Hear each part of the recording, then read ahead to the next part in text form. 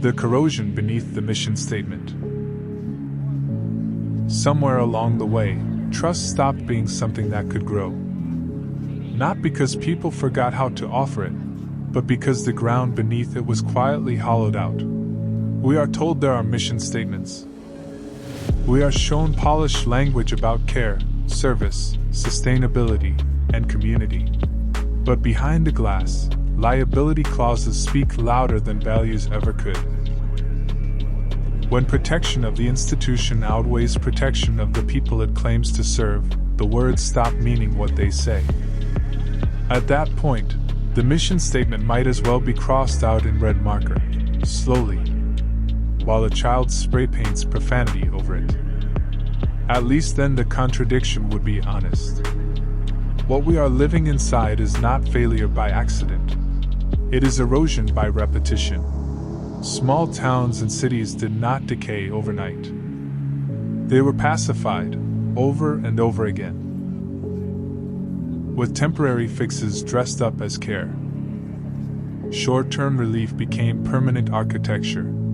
Emergency measures became everyday conditions.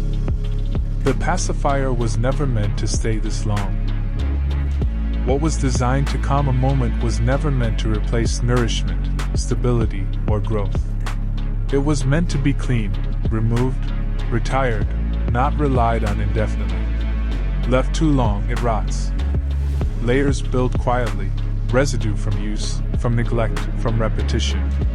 Mold where reassurance once lived.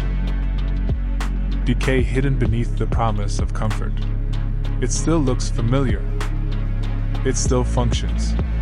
But it carries sickness now. Imagine this being offered to a newborn. A mother is told it's safe. That it's approved. That it's been tested. That nothing bad will happen. The language is confident, reassuring, modern. The lie is not loud. It is procedural. This is how harm moves through modern civilization, not with overt cruelty, but with polished assurance.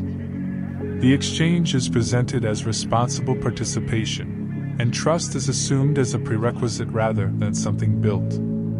Once the pacifier is accepted, the transaction closes.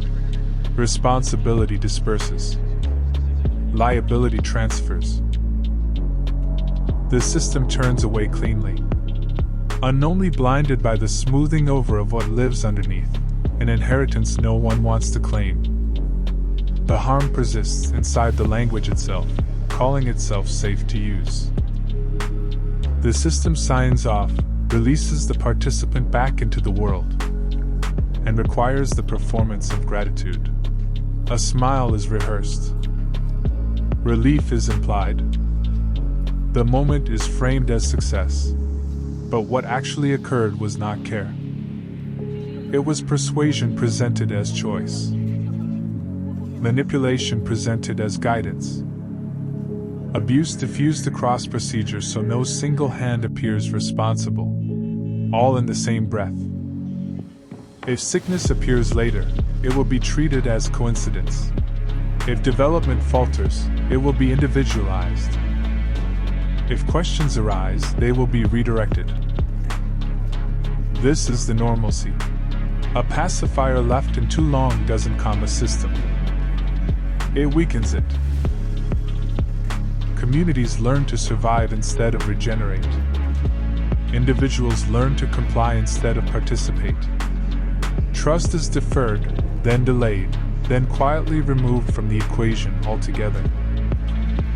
The sickness that follows isn't something science can easily name, because it isn't chemical or viral.